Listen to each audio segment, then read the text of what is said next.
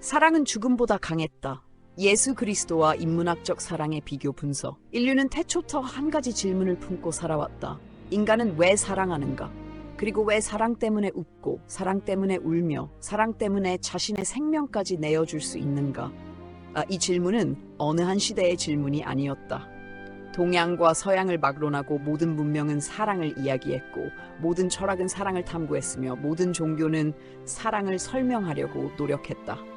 시인은 사랑을 노래했고, 철학자는 사랑을 사유했으며, 예술가는 사랑을 그림으로 남겼다.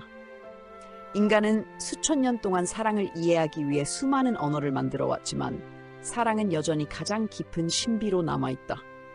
필자는 사랑은 죽음보다 강했다라는 글을 통해 인간 존재와 사랑에 대한 인문학 성찰을 시도하였다. 인간은 왜 사랑을 갈망하는 존재인지, 왜 죽음을 두려워하는지, 왜 기억이 사랑을 영원하게 만드는지, 왜 희생은 인간을 가장 인간답게 만드는지를 철학과 역사, 문학과 심리학의 관점에서 차근차근 살펴보았다. 인간은 관계 속에서 자신의 존재를 발견하고 사랑받을 때 비로소 자신이 소중한 존재임을 깨닫는다는 사실을 다양한 사례와 사상가들의 사유를 통해 설명하였다. 또한 죽음이라는 피할 수 없는 현실 앞에서 인간은 더욱 사랑을 갈망하며 기억과 희생을 통해 시간과 망각을 거슬러 영원을 꿈꾼다는 사실도 함께 고찰하였다. 그러나 이러한 인문학적 탐구를 계속 온 모든 질문은 결국 한 사람을 향해 모여든다는 것이다. 인간은 사랑을 정의하려 했고 그 의미를 설명하려 했으며 사랑이 인간을 어떻게 변화시키는지를 연구하였다. 그러나 예수 그리스도는 사랑을 단순히 설명하신 분이 아니라 자신의 삶 전체로 사랑을 보여주신 분이었다.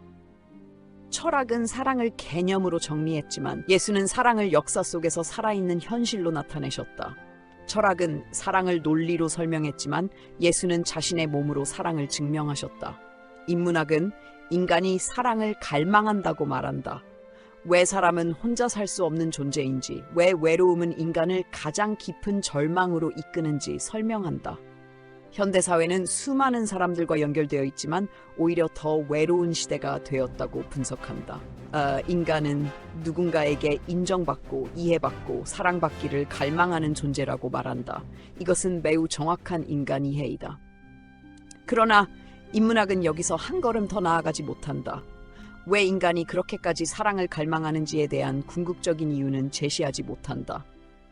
예수 그리스도는 바로 그 질문에 답을 주신다. 인간이 사랑을 갈망하는 이유는 단순히 사회적 동물이기 때문이 아니라 사랑의 하나님께서 인간을 자신의 형상대로 창조하셨기 때문이다. 물고기가 물을 떠나 살 수 없듯이 인간은 사랑을 떠나서는 결코 온전한 존재가 될 수 없다.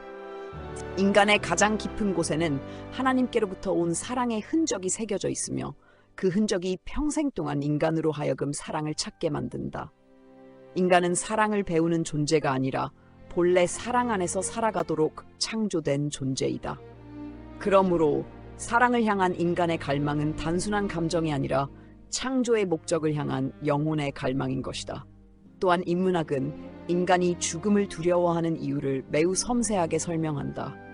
사람은 죽음 자체보다 사랑하는 사람과 헤어지는 것을 두려워하고 끝내 하지 못한 말을 후회하며 더 이상 함께 걸을 수 없는 시간을 슬퍼한다.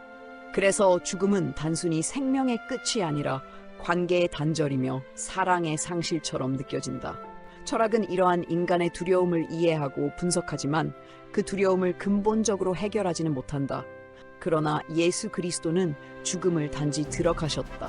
인간이 가장 두려워하는 칼을 지셨으며 죽음을 통과하여 부활하심으로 죽음의 권세를 깨뜨리셨다. 이것이 철학과 복음의 가장 큰 차이이다.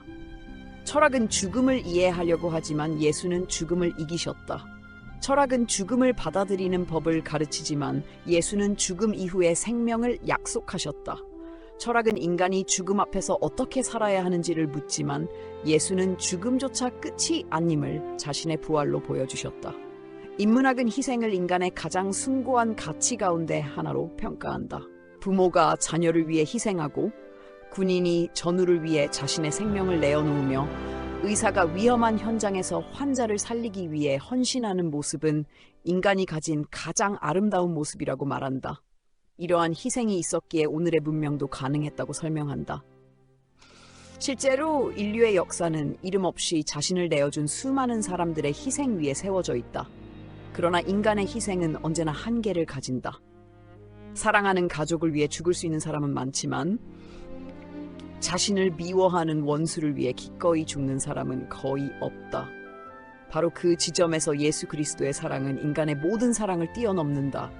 예수는 자신을 따르는 사람들만을 위해 십자가를 지신 것이 아니라 자신을 조롱하고 배척하며 십자가에 못 박는 사람들까지도 위해 죽으셨다. 그분은 원수를 사랑하라는 말씀을 단지 가르치신 것이 아니라 자신의 삶으로 완성하셨다. 십자가 위에서조차 아버지여 저들을 사하여 주옵소서라고 기도하신 예수의 모습은 인류 역사 속 어느 철학자도 보여주지 못한 사랑의 절정이었다. 여기에서 우리는 인간의 사랑과 하나님의 사랑 사이의 결정적인 차이를 보게 된다. 또한 인간은 기억을 통해 영혼을 꿈꾼다. 사랑하는 사람의 사진을 간직하고 이름을 기억하며 이야기를 후손에게 전하는 이유는 사랑이 시간 속에서 사라지지 않기를 바라기 때문이다. 기억은 죽음에 대한 인간의 저항이며 사랑은 시간을 넘어 영원을 향하려는 인간의 몸부림이다. 그러나 기억은 결국 세월 앞에서 희미해진다. 세대가 지나면 이름은 잊히고 사진은 낡으며 추억은 점점 흐려진다. 예수 그리스도는 기억보다 더 큰 소망을 말씀하셨다. 그분은 단지 사람들이 자신을 기억하기를 원하지 않으셨다. 오히려 나를 믿는 자는 영원히 살리라는 약속을 통해 기억 속의 영원이 아니라 실제 생명의 영원을 선포하셨다. 인간이 꿈꾸던 영혼은 기억 속에서 이어지는 삶이었지만 예수께서 약속하신 영혼은 하나님과 함께하는 실제 생명이었다. 이것은 철학이 상상했던 가장 높은 이상을 넘어서는 복음의 선언이다. 결국 인류의 모든 철학과 문학, 예술과 종교는 사랑이라는 하나의 산을 향해 오르고 있었다. 그러나 정상에 먼저 서 계셨던 분은 예수 그리스도이셨다. 철학은 사랑을 설명했고 예수는 사랑이 되셨다. 문학은 사랑을 노래했고 예수는 사랑을 살아내셨다. 종교는 사랑을 가르쳤지만 예수는 사랑을 위해 자신의 생명을 내어주셨다.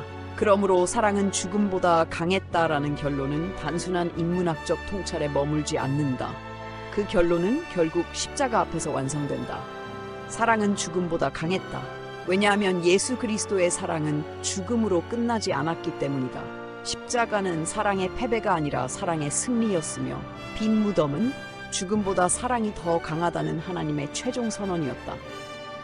인류가 수천 년 동안 찾고자 했던 사랑의 본질은 예수 그리스도 안에서 가장 완전하게 드러났고 인간이 그토록 갈망하던 영원한 사랑 역시 그분 안에서 비로소 완성되었다.